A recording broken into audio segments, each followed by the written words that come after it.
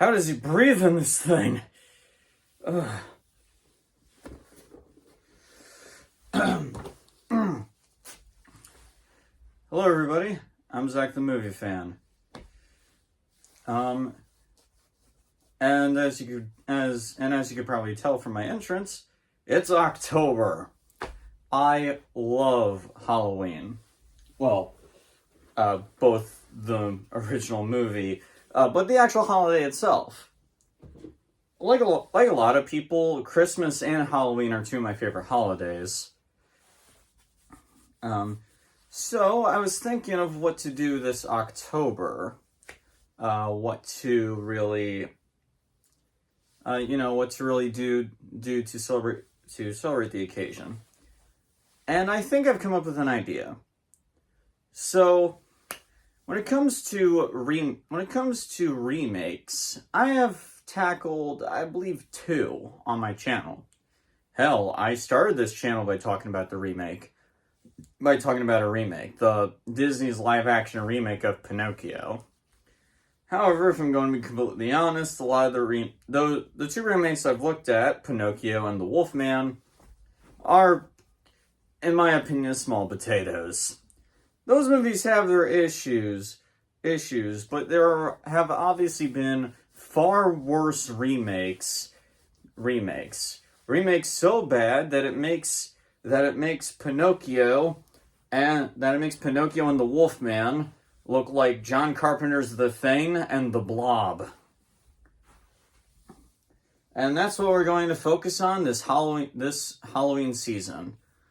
Throughout all of October, we're going to be looking at the worst of the worst remakes ever made. Well, worst horror remakes, obviously. Before we get started, though, I want to set down a couple of ground rules. Only because there are so many remakes out there and all that. So let's do that. Okay. Rule number 1. I'm looking at remakes that a majority of people can get together and say it is garbage. I'm looking at movies that barely, if at all, have an audience that likes it. So I apologize if you guys were expecting me to rip apart, say, the Fright Night remake, the Child's Play remake, the 2013 remake of Carrie or Rob Zombie's Halloween. While those movies have their problems, I actually do enjoy those films. I can understand why people don't. I'm not going to say they're perfect or even better than the original, but what I'm saying is those movies at least have redeeming qualities. The remakes I will be looking at have very few, if to any, redeeming factors. Okay. Rule number 2. No easy targets. And by that, I mean anything that's direct-to-DVD or made-for-TV. Yes, I know. The direct-to-DVD remake of April Fool's Day was apparently hot garbage. And so was the made-for-DVD... And so is the direct-to-DVD remake of Day of the Dead. But here's the thing, they're made-for-TV movies, so you are not expecting good quality. In my opinion, the worst kinds of remakes are the ones that have the resources to make something good, but still fuck it up. Yeah. And finally, no bad remakes of already existing bad films. Examples like, say, the remake of When a Stranger Calls or the remake of I Spit on Your Grave. Now, don't get me wrong. I've heard bad things about those films. In fact, the remake of I Spit on Your Grave is one of the worst horror films I've ever seen. But the original movie wasn't all that great to begin with, so why would we be shocked if the remake was just as bad, if not worse? These are the remakes that get under my skin. or really bother me, because not just because they're remakes of films I love, but because they had the resources and the talent to make something good out of it and fucked it up royally. We're talking... Yeah, so, with all that out of the way, let's begin. Let's start off with probably one of the most well-known remakes that everyone calls the absolute worst. Gus Van Sant's remake of Psycho. Now, it's impossible to talk about this movie without talking about the original Psycho.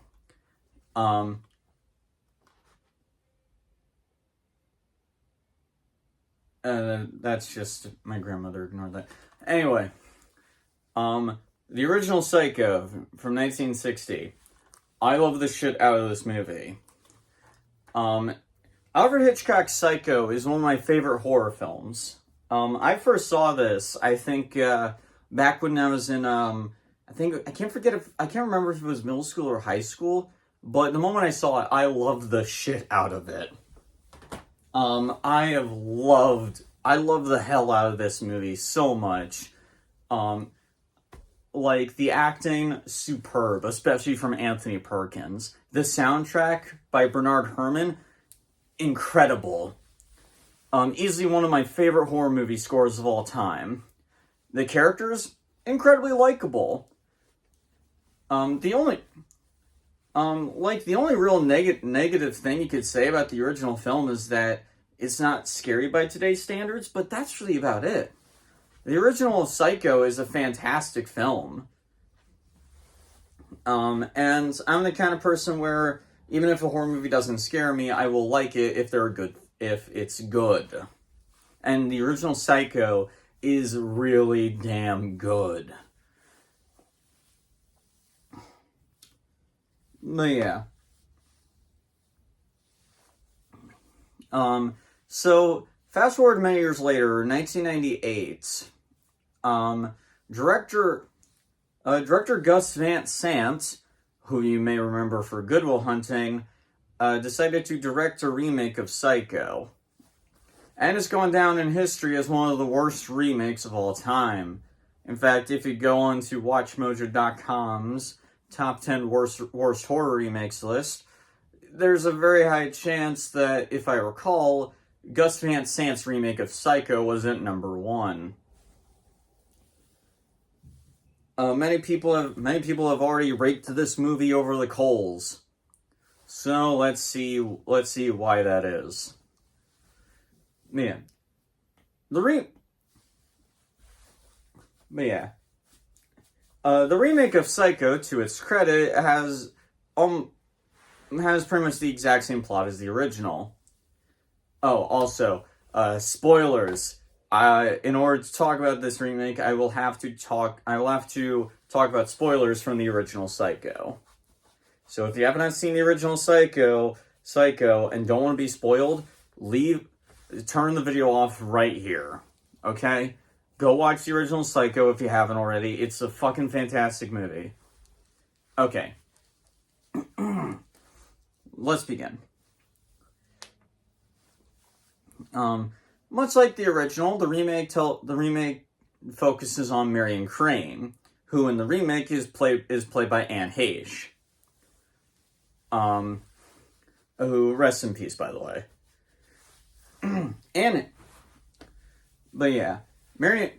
Marion Crane is in love with a man named Sam Loomis, who in the remake is played by Viggo Mortensen. He's about, her lover is dealing with financial troubles due to going through a messy divorce, and this rich guy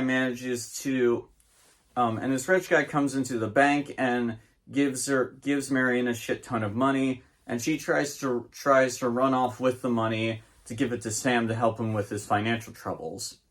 However, fearing that she is caught, she decides to just flee immediately.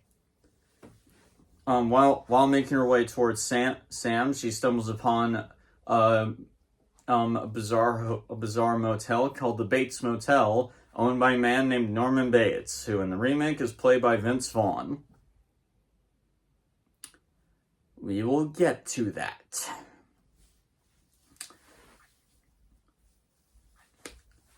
But yeah, that's pretty much, honestly, that's the thing. Like, it's the exact same premise as the original, and we'll get to that. Actually, no, we should probably just get to that right now, and just let's just address the elephant in the room. The biggest problem with this remake is that it is an exact shot-for-shot remake of the original film. And no, I don't mean like I don't mean like they say some similar lines of dialogue or some of the shots are a bit similar. No, like 90% of this movie is the exact same as the original, just in color and with a new cast. Now you're probably wondering, why in the hell would they do that? They were probably incredibly lazy. Well, that was the thing. I didn't think that this movie was lazy. Or at least did this out of laziness, because this was directed by Gus Van Sant. This is an Academy Award-winning director. I've seen Good Will Hunting, and Good Will Hunting is really fucking good, so I know that Gus Van Sant is talented. So I tried to do some digging to find out what happened, and that's where it got interesting. Apparently, Gus Van Sant said that the reason why he remade the film is because he found younger audiences weren't appreciating the original, or black and white films in general. So he decided to experiment, thinking if he could just recreate the exact same movie again, but in color and with a more modern cast, maybe that could get younger audiences into it. This experiment does not work, however, and it does baffle me how Gus couldn't see it. Yeah. Now with that being said, is everything in this film a dumpster fire? No. Like, I will say that I actually do find some redeeming qualities in this movie. Some of the casting decisions in this are really good decisions. First, we have Julianne Moore, who plays Lila Crane, Marion's sister. Well, I will admit, it does bug me that they didn't cast someone who looks similar to Anne Heche, like what they did in the original Psycho. I will give credit though. Julianne Moore does a good job in this film, and a lot of this because she kind of takes the character in her own unique direction. She's a lot more angry and somewhat bitter here whereas Lila in the original was more concerned and worried. I think Cody Leach said it best. She's the kind of person that would burn the Bates Motel to the ground if it meant finding her sister. Viggo Mortensen, I also feel, is a good Sam Loomis. He kind of adds like this country southern feel to the character, and I feel it does kind of work. And then we have William H. Macy as Arbogast, and he's really good in this. It's one of those few times where doing the exact same thing as the original actually kind of works here. The movie depicts him as this old school, kind of old-fashioned kind of detective. And honestly, that's not a bad idea, especially for this remake taking place in a more modern setting. But yeah. And finally,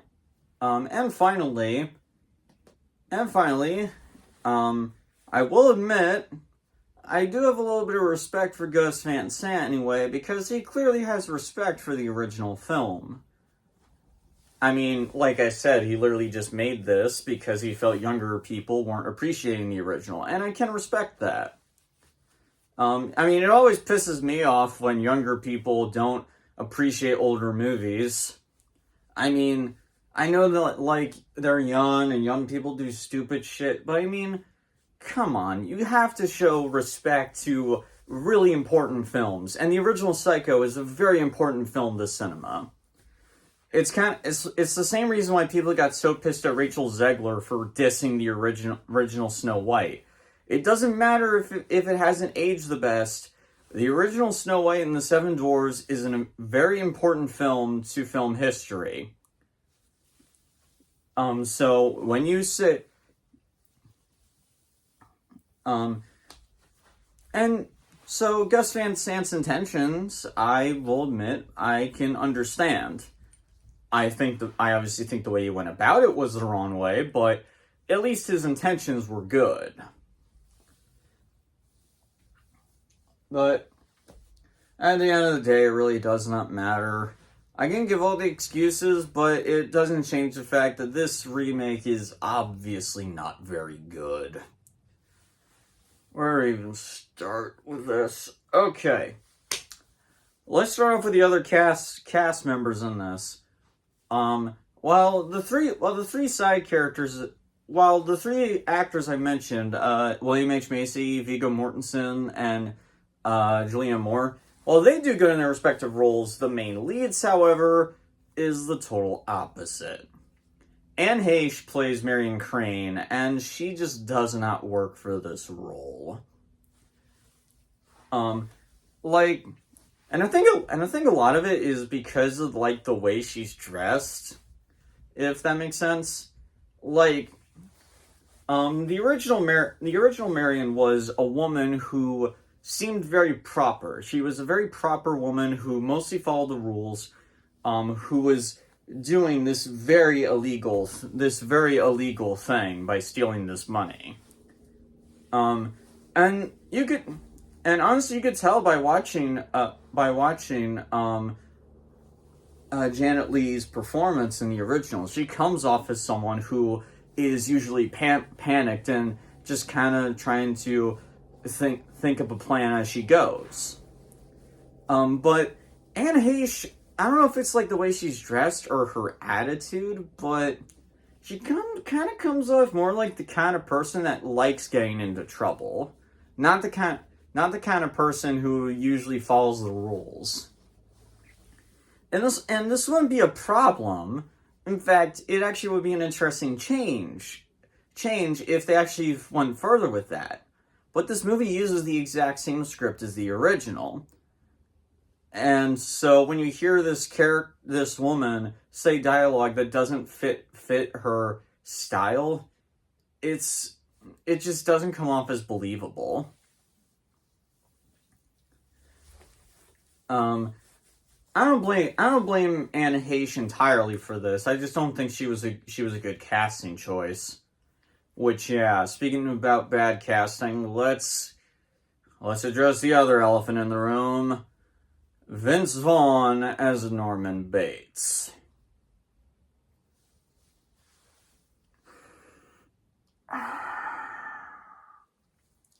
Do I even need to say why this is bad?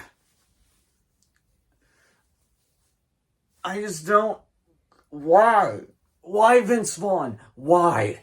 Why, Gus? I just want to know why. Like, do I need to explain why this doesn't work? It's the guy from Wedding Crashers playing Norman Bates. This is like getting Will Ferrell as Freddy Krueger, or John C. Reilly as fucking Michael Myers. It does not work. I actually feel bad for Vaughn because I do feel like he's legit trying. He's trying his damnedest to replicate Anthony Perkins' performance from the original, but he can't. Like, I mean, that's already a performance that is a very hard thing to recapture. So much so that the only actor I can think of who did a good job recapturing it was Freddie Highmore in Bates Motel. Vince Vaughn just does not fit for this role. Whenever he tries to be intimidating, it just doesn't come off as frightening. It just does not work here. This is also where they decided to add, like, some more changes. Like, they turned Norman into more of a pervert in this version.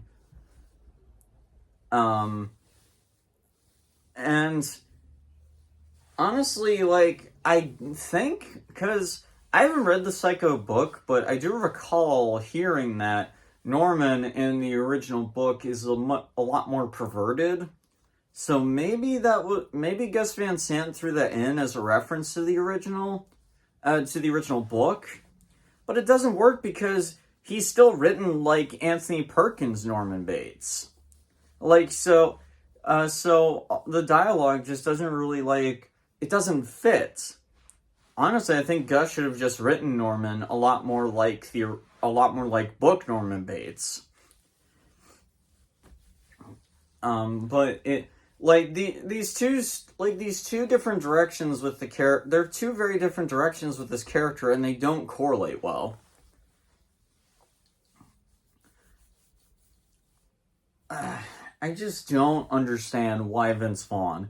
Seriously, if somebody knows why Gus cast Vince Vaughn in this role, tell me down in the comments below, because I would really like to know why Gus casted Vince Vaughn. It's so bad.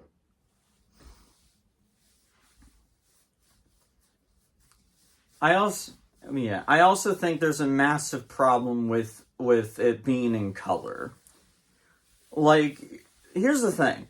A lot of what made the original Psycho work so well, was the black and white aesthetic. Again, even if you don't find the original film scary today, the black and white aesthetic really helped the atmosphere in that original film. So trying to do the entire film over again, only in color, it really cheapens a lot of the iconic moments. Like, some of these recreated scenes are so bad, it's laughable. Let's take the shower scene, for example, and I'm gonna break this down in order to explain why it doesn't work. Okay, problem number one. The music comes in too late. In the original film, Bernard Herrmann's score kicks in the moment the shower curtain is pulled back, adding to that shock. But in the remake, the music doesn't come in until like a couple seconds after the shower curtain is pulled. It honestly makes Marion look like a complete idiot in this version, because in the remake she had more than enough time to push Norman away and run off. Speaking of which, problem number two, this scene does a horrible job covering Vince Vaughn's face. You see, this is why black and white aesthetic worked better, because it's in black and white. They did a much better job hiding the mother's face, leading to that, which is what made that infamous reveal at the end, where it was really Norman just dressed as his mother, all the more batshit insane. It's why it's one of the greatest twists of all time. But here you can obviously tell that it's Vince Vaughn underneath that wig. 3. The scene is horribly shot. You see, like, Alfred Hitchcock actually, because it was in 1960 and because you really couldn't show a lot of gore due to film restrictions, I can't remember the exact reasons right now. So Hitchcock got away with that by having every quick edit during that scene imply a stab. Like, every time there's a cut, we see every time there's a cut in that scene, Marion gets stabbed. But here, instead, the movie just kind of holds on this one shot, and then kind of like focuses it also on the mother. So it really doesn't have that same effect at all. It makes the whole scene seem slow and sleepy even. 4. It doesn't even look like Norman is stabbing her. It looks like he's stabbing a block of cheese in front of her or something. It looks like the knife barely reaches her.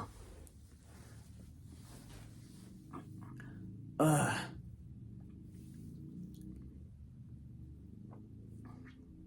Also, the music. The music in this scene is nowhere near as impactful. Again, what made this scene in the original work so well was that Bernard Herrmann's score was fast, quick, with that rushing violin speed and everything. But here, it feels a lot more slow and almost sluggish. It was almost like Danny. It kind of feels like Danny Elfman it kind of feels like Danny Elfman took his orchestra out for like drinks or something, and when they came back with a bad hangover and could barely stay awake, this is just what they did. I don't know. I'm just trying to figure out why it sounds so slow. 6. For some reason, Gus decides to add in random pictures and imagery and stuff. I don't know what he's trying to say, but it's distracting and laughably stupid. That's 6. Count them. 6 ways that this scene epically fails. That's impressive. And that's not the only one. Arbogast's death is also terrible because they didn't change it enough. In the original, if there was one thing that needed to be fixed from the original, I think it would be Arbogast's death. Instead of having the stuntman take a tumble down some stairs, Hitchcock instead just has the actor go like this in front of a green screen. And yeah, it looks just as ridiculous as I made it out to be. It's one of the only times in the original film where its old age does show. But for some reason, Gus Van Sant decided to keep that the exact same too, and it still looks dumb. I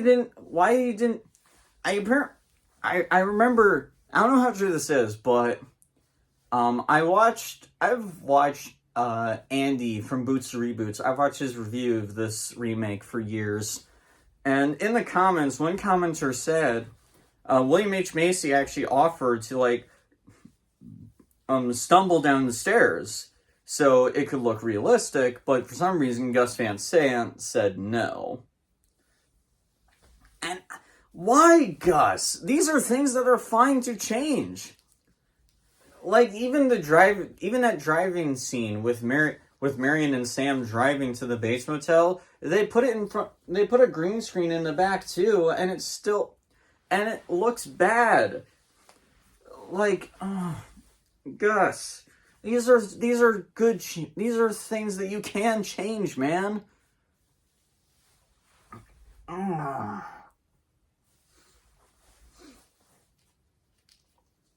It just doesn't work.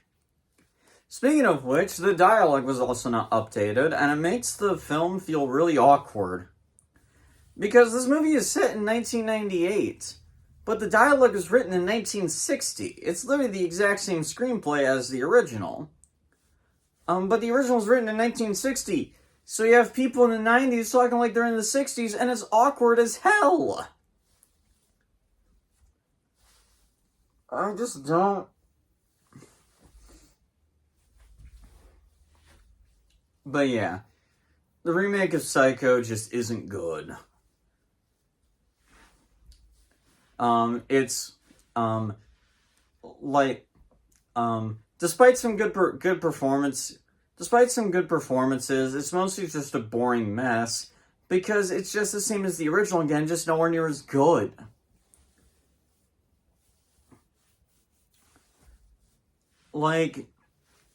But is it really the worst remake ever made?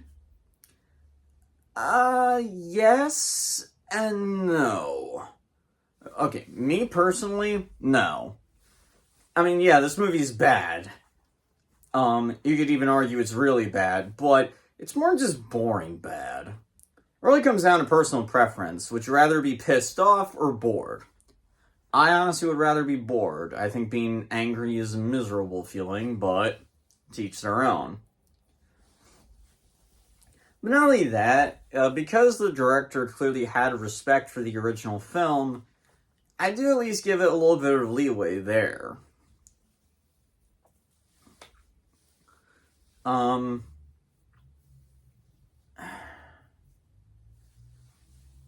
Like, at least I have more respect for a remake that respects the original than one that doesn't at all. Yeah, now that. On the other hand, however, in terms of what a remake is supposed to do, then yeah, this is an epic failure. Remakes may seem like just nothing but an easy cash grab, but there do exist reasons why remakes exist. Reason number one, you think you can make it better than the original, or reason number two, you think you can add your own unique spin to it. The remake of Psycho does neither. It just literally redoes the exact same movie again, and it's horrible. It's like literally the textbook definition of what a remake is not supposed to do. Ugh. So, I mean, I personally don't think it's the worst remake, but it is pretty bad. I'm going to get Gus Van Sant's remake of Psycho gets an F. This is just not a good movie, despite some of the redeeming qualities it has. But yeah. With that being said, what do you guys think of the remake of Psycho? Do you like it? Do you hate it? Hate it? Or do you think it's okay? Let me know down in the comments below. And if you like what you see here, like, comment, and subscribe, and remember to hit the notification bell so you never miss an upload.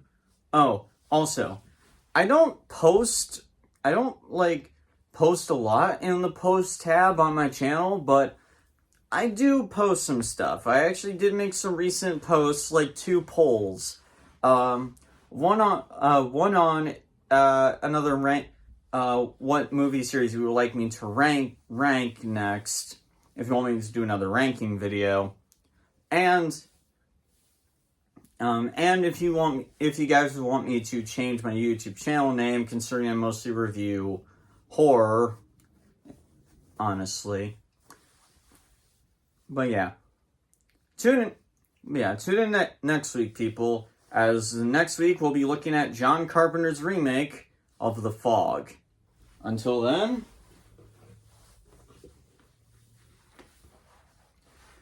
thank you all for watching, and happy Halloween.